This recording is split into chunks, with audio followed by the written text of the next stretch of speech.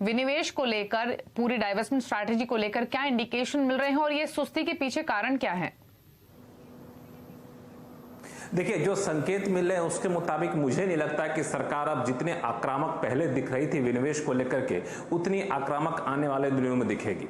हालांकि जब सरकार ने विनिवेश नीति का ऐलान किया था और कहा था कि नॉन स्ट्रेटेजिक सेक्टर की सारी सरकारी कंपनियों को या तो प्राइवेटाइज कर दिया जाएगा या फिर उसको मर्ज किया जाएगा, तो उस नीति के बाद ये उम्मीद की जा रही थी कि बड़ी संख्या में सरकारी कंपनियां आएंगी विनिवेश को लेकर के। लेकिन अब तक जो सूत्र बता रहे हैं, मुश्किल से 3 से 4 विभागों की कंपनियों के ऊपर चर्चा ही हुई है।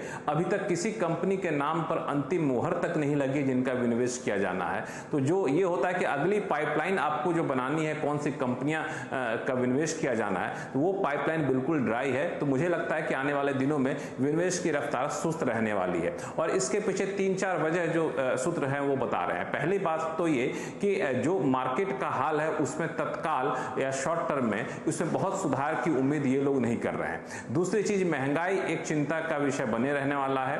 और तीसरी चीज, जो पॉलिटिकल लीडरशिप है उनकी तरफ से भी बहुत ज्यादा दिलचस्पी या फिर कहें कि वो आक्रामकता दिख नहीं रही है कि विनिवेश करना है, जल्दी से जल्दी इस पे काम करना है। नोडल मिनिस्ट्री भी थोड़ी सी अड़चन यहाँ पे लगा रही है। तो कई सारे फैक्टर मिल करके विनिवेश की रफ्तार सुस्त रहने के संकेत दे रहे हैं। यहाँ तक कि चालू कारोबारी साल में विनिवेश का जो टारगेट है वो पूरा करना भी मुश्किल होगा। तो मोटे तौर पर कहें तो नई कंपनी के नाम पर विनिवेश पर जल्द फैसला होगा, उसकी संभावना मुझे कम दिख रही है।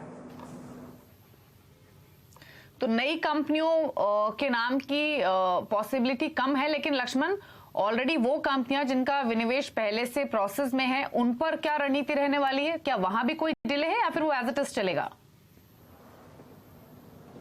बिल्कुल आपने सही पूछा, क्योंकि ये कंफ्यूजन नहीं होना चाहिए। मैंने जो कहा विनिवेश की रफ्तार सुस्त होने की बात, वो नई कंपनियों के नाम पर नई पाइपलाइन की बात मैं कर रहा था। लेकिन जिन कंपनियों के नाम पर सरकार ने मंजूरी लगा दी है, विनिवेश की प्रक्रिया आगे बढ़ रही है, वो विनिवेश की प्रक्रिया काफी तेजी से आगे बढ़ेगी, इसमें कोई शक नहीं है। और सरकार इस पर जल्द से जल्द अंतिम फैसला भी लेना चाहती है। और खासतौर से पहले चरण में देखें तो आप IDBI बैंक और BEML, 2 ऐसी सरकारी कंपनियां, बड़ी कंपनियां जिस पर सरकार फोकस रही है कि जल्द से जल्द इसका एक्सप्रेशन ऑफ इंटरेस्ट निकाला जाए और जल्द से जल्द इसका विनिवेश पूरा किया जाए। इसके बाद दूसरी कंपनियां भी है जिनके लिए मर्चेंट बैंकर नियुक्त हो चुके हैं, उन कंपनियों को विनिवेश पर आगे सरकार बढ़ती हुई दिखेगी।